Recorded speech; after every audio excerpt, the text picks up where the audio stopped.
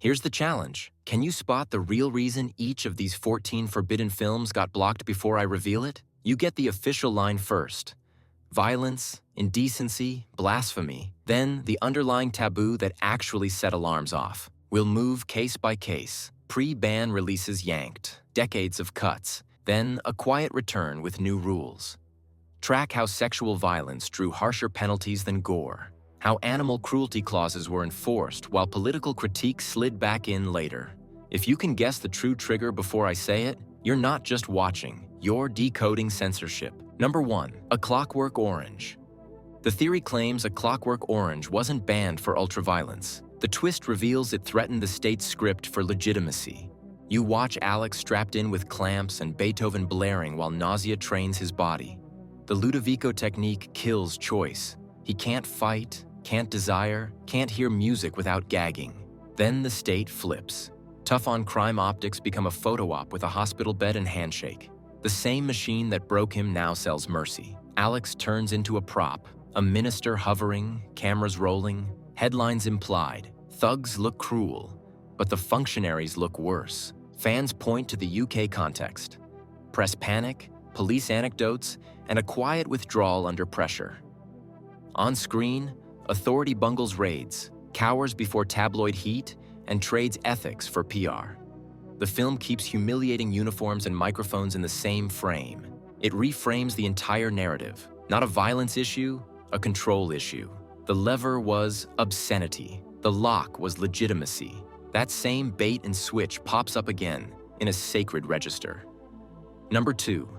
The Exorcist. The Exorcist isn't banned for jump scares, this theory claims. The twist reveals the real panic. It stages a public crisis of faith. You get kids fainting stories, sure, but look at the structure. Father Karras doubts. He runs Regan through a full medical gauntlet. Scans, needles, white coats, before the church even agrees to ritual. Science stalls, clergy stalls. The right wavers. Horror turns into a stress test where authority can't give a clean answer. Watch the evidence stack. Karras questions his vocation. The hospital scenes feel clinical and useless. The church consults like a committee. Only a sacrificial act creates relief, and even that reads as costly and uncertain. Local bans and pulled runs cite blasphemy and public disorder, but the volatile piece is a kind, conflicted priest and an institution that can't domesticate evil on cue. Number 3, the Texas Chainsaw Massacre. The theory claims the Texas Chainsaw Massacre got its goriest ever label as cover. The twist reveals the camera barely shows blood, and the real wound is economic. You ride a gas-starved road trip past shuttered stations and sun-bleached junk. The van stops at a house stripped of work. Inside, a family that used to kill cattle now runs the same process on people. Listen to the evidence. Meat hooks hang like job titles. A sliding metal door snaps like a punch clock. The hammer falls, quick, blunt, efficient. Bones, freezers, furniture built from scraps. Bodies treated like stock. It reframes the entire narrative as post-industry fallout. Fans point to refusals that leaned on gross-out talk, and yet the lens implies more than it shows. What it shows clearly is decay at home and predators born from it. Number 4, Cannibal Holocaust. Cannibal Holocaust was seized for obscenity and animal cruelty, this theory claims. The twist reveals the film built a trap for us. A media crew commits the worst acts, then cuts the tape to sell savagery as content. You see the found footage frame do the work. A producer screens reels and weighs ethics against ratings. The camera lingers on ritual, then slices it into shock. The crew burns huts, stages scenes, and scripts a villain out of people they already harmed. It plays like a mockumentary that turns into a confession. Fans point to the path. Magistrates seize prints. The director questioned. UK bans via the Obscene Publications Act. Then reissues with animal scenes cut while the critique stays intact. That timeline aligns too perfectly with the movie's thesis. Animal clauses gave censors a lever. The threat sits elsewhere. It says civilized violence hides behind cameras and suits. And the same friction intensifies when sex meets power without a veil. Number 5. Last Tango in Paris. Last Tango in Paris was sold as obscenity, this theory claims. The twist reveals the shock wasn't nudity. It was unmasked grief. power play and consent politics that refuse a love story. You see two strangers strip names and backstory in an empty apartment. Rules ban questions. Meetings run on impulse and command. Outside, he unravels. The widow routine, the bar rants, the need to control the room. Inside, he dictates tone and terms, then swings to confession. The contrast exposes gendered control, intimacy as leverage, not romance. Fans point to bans and cuts that targeted the sexual content, while the scandal grew when public talk turned to on-set ethics and power dynamics. That discourse hit institutions, industry, press, and cultural arbiters because it questioned who holds consent and how it's enforced. Sex here is unmannered, unmarketable, accusatory. That's what shook gatekeepers. Push the taboo further, take off the veil of civilization, and you get the next stop. Number 6, Salo. Salo, or the 120 Days of Sodom, was flagged for perversion and sadism, this theory claims. The twist reveals it plays like a lab on power, not porn. Bodies become currency. You get 4 libertines as state proxies. They draft codes, assign roles, and schedule pain like a calendar. Each circle runs on rules, contracts, and witnesses. The storytelling women narrate as if reading policy. Spectacle disciplines the room. Even meals mutate into control when the table serves waste and the diners obey. Look at the consumer link. Uniforms signal rank, auctions price bodies. Fines punish minor infractions. Desire gets managed like a market. It reframes the entire narrative as fascism fused with bourgeois habit. National bans leaned on obscenity, but the target is political and clear. A system that monetizes flesh and demands compliance. That's harder to mute because the film reads like a manual on authoritarian control. The depravity is the diagram. And when a film humanizes a sacred icon, alarms start up again. Number 7, The Last Temptation of Christ. The Last Temptation of Christ got tagged blasphemy, this theory claims. The twist reveals the real taboo. Jesus as a man who doubts and desires. Human, not only halo. Watch the key engine. The long temptation vision reframes the cross as a chosen path, not fate. He sees an ordinary life, love, work, age, and then rejects it. Sacrifice reads as freedom exercised, which rattles authority that prefers certainty over choice. When belief has options, doctrine loses lockstep. Fans point to protests, pullbacks, and regional bans that cite offense. And yet the film keeps asking a clean question. If faith isn't freely chosen, is it faith at all? That's destabilizing because ambiguity diffuses control. A saint who wrestles invites you to wrestle too. Number 8, Life of Brian. Life of Brian got treated like contraband for blasphemy, this theory claims. But the twist says the film's aim is institutions and herd minds, not faith.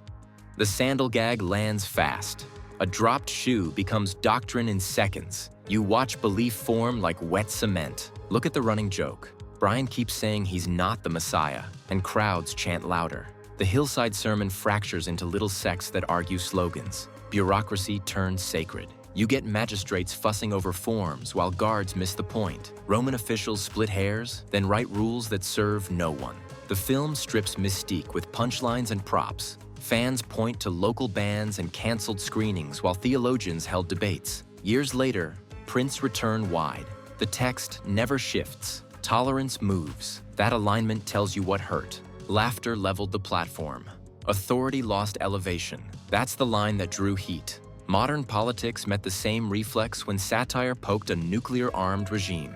Number 9, The Interview. The Interview drew worry about safety and provocation, this theory claims.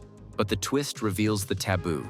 A studio-backed regime change fantasy aimed at a living dictator, packaged as a buddy comedy. Look at the beats. The plot turns an assassination into farce. Talk show props, pop songs, exploding set pieces. Then real stakes collide with the joke. An alleged state-linked hack hits a US studio. The wide release gets pulled. The rollout pivots to digital, art, and foreign policy cross-streams. And risk replaces box office math. Fans point to the lesson.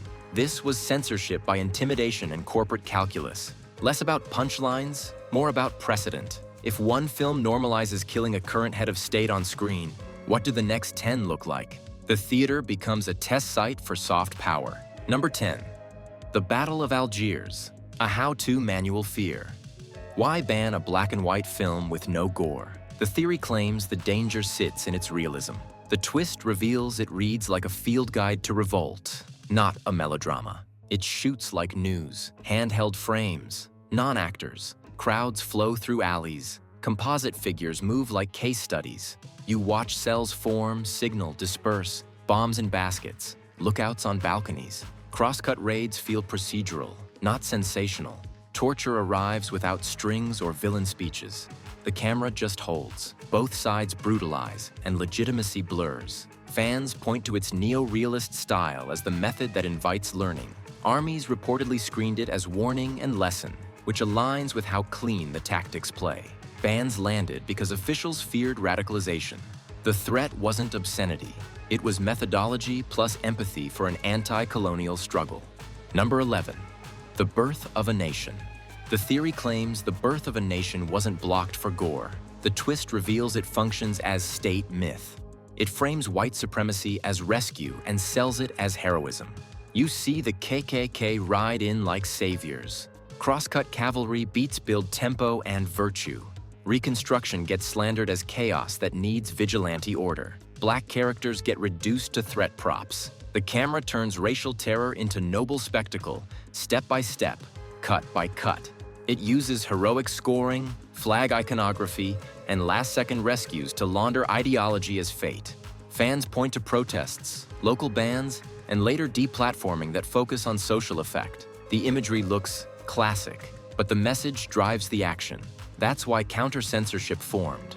The ideology, not the violence, triggered civic pushback. Mini payoff. This is the inverse case. Suppression met propaganda with community defense. Censorship acted as a brake on power, not a shield for feelings. Religious panic returns when fiction treads on doctrine with thriller polish. Number 12. The Da Vinci Code. The Da Vinci Code got flagged as offensive to believers, this theory claims. But the twist reveals reputational risk.